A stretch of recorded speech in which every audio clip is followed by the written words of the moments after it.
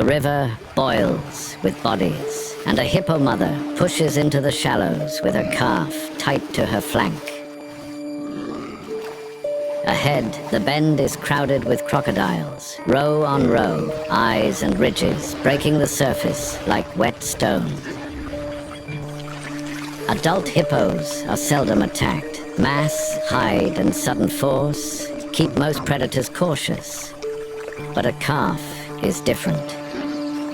Smaller lungs, softer skin, slower turns. Every crocodile here can read that weakness. She chooses this crossing for reasons that matter. The far bank holds a nursery lagoon, shallow and warm. Hippos follow routes like roads in mud, and habit brings her here, even when the water turns brown with silt. Crocodiles at the front rank slide aside. She uses her shoulders like a moving gate, swinging and shoving, cutting a narrow corridor where bodies press back, then fold. The calf rises often, touches her skin, breathes, then tucks under. Bodies level, tails loaded, eyes forward. One tests the margin with a slow lean, then another tracks the space between mother and calf.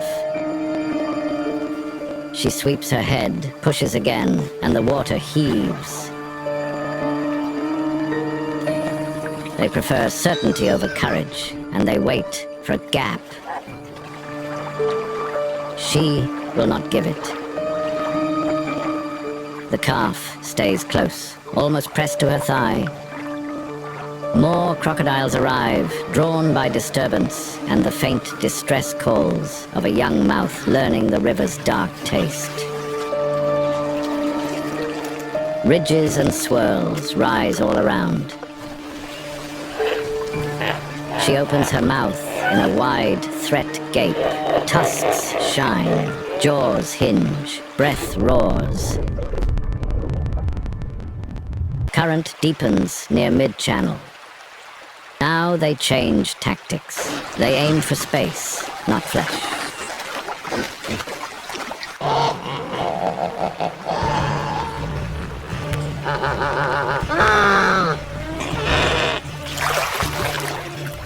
Sometimes it climbs along the slope of her back for a few heartbeats. A little height buys time. A little time buys distance. They slide between mother and calf, trying to widen the seam. She bellows, drives forward, and opens water with her skull.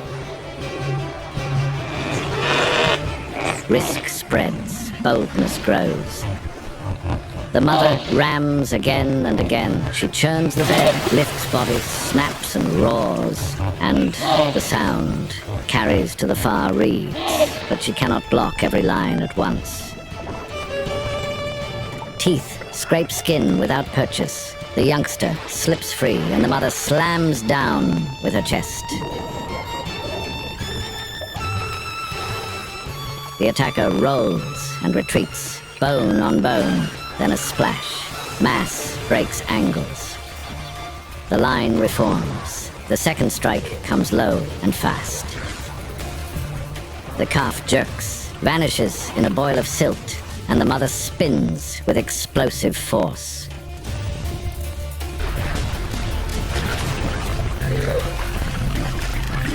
She bites a crocodile across the snout, lifts and throws. The sound is a crack, followed by foam and mud. It snaps back at her muzzle. Bubbles rise, silence, then a gasp. The calf breaks the surface, alive. But a crocodile snaps on its front leg in a hard clamp. The mother lunges in a single heave. She grips the attacker behind the head where armor thins, and she bites. Pressure builds, skin splits, and the crocodile releases for one breath. The crocodiles press the pattern that works separation. They use tight water and sheer weight to slow her turns and draw the calf away. For a breath, the youngster loses contact. The line breaks. Teeth already set, and the river erupts into short, violent jolts. Crocodiles seize soft parts first to end movement quickly and to avoid the mother's heavy strikes. Today, the margin failed. Here, power protects until a boundary collapses. The river offers no favor, only current, numbers, and the narrow distance a mother can hold between danger and her young. The river tells the same lesson every day. A calf survives by staying close. Hippo cows keep newborns tight to the flank, nose to skin. So the youngster can find air fast and follow without seeing. Calves are born in shallows or on quiet banks, then nudged into water within hours. They ride on the mother's back when depth rises, and they nurse underwater by sealing nostrils and surfacing between gulps. The cow positions her body between teeth and calf, turns broadside to block, yawns to warn, and rams when warning fails. Dung showering marks boundaries. The tail spins and scatters scent across the surface and banks. A wide yawn displays tusks like tools. Power anchors hippo society. Adult males hold territories in deep pools and river bends, spacing the herd with warning rituals. Incisors for scraping, canines grown into long ivory blades that sharpen with use. Most disputes end at the surface with gapes and lunges that push rivals to the margins. When status is not settled, fights erupt. They are abrupt, violent and loud, heads slam, jaws close on thick hide, bodies twist to throw weight into water, scars map old seasons on every dominant bull. Fights spike when water shrinks, when cows come into estrus, or when a strong subadult presses for space. Cows fight too, especially when calves wander into a dominant male's path, or when crowding drives strangers too close. Strength here is not sprint speed, it is mass, momentum, and a bite that crushes bone. Even so, fights are costly. A bull that wins today carries bruises into tomorrow, and a bull that loses may be forced from the pool to shallow, dangerous water, where crocodiles wait, and where nights on land run longer. Order returns quickly once a winner holds center. Heat writes the daily schedule. Hippos are built for water. Skin is thin for an animal this size, and it dries fast. Sun drives them under. Only eyes, ears, and nostrils remain above the line. A reddish secretion beads on skin. When air bakes and waterholes shrink, the surface turns to crowd. On such days, other giants enter. Elephants wade in to drink and bathe, and their bulk can push hippos from the center of the pool to the seam, or even clear a channel to the only deep pocket left. Hippos yield rather than take tusks to the face. They grumble, shuffle, and pack tighter against the bank. Buffalo herds do the same at times, filling the shallows in a single push.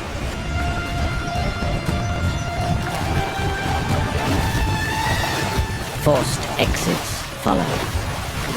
Each displacement raises stress. Each minute out of water in hard sun increases the urge to return, even if crocodiles sit braided at the edge. Lions are a real threat, especially to isolated or injured adults.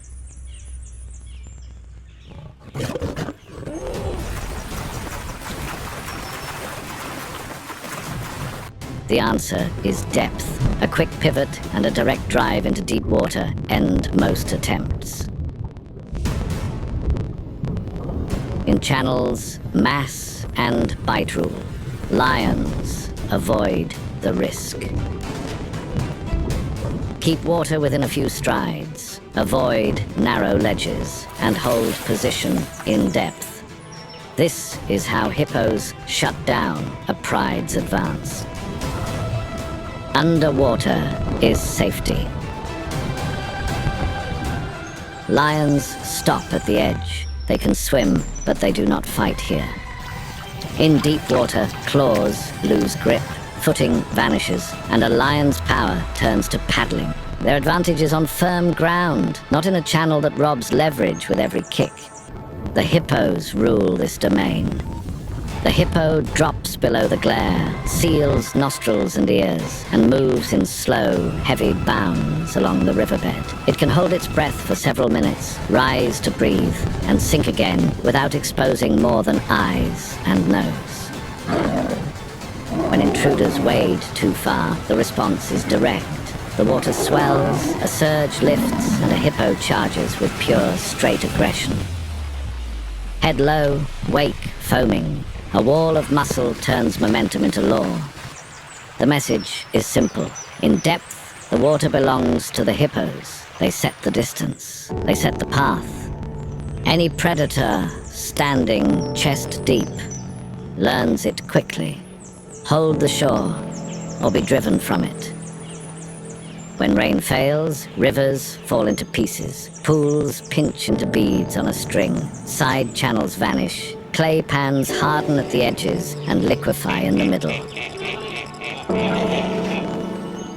Hippos gather in hundreds, pressed nose to rump in troughs of black mud. Breathing becomes an act of crowd management.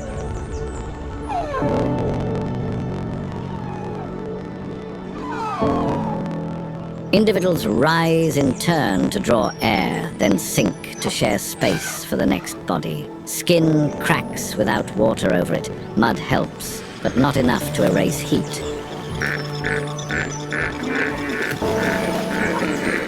The red secretion slicks across backs and ears, catching dust and flies. Cows with small calves try to hold outer lanes, where a quick retreat to water is still possible. Disease spreads faster in crowded holes. Wounds fester, eyes cloud with infection born in warm, dirty water. Some hippos die in the crush, others in the long walk between last pasture and last water.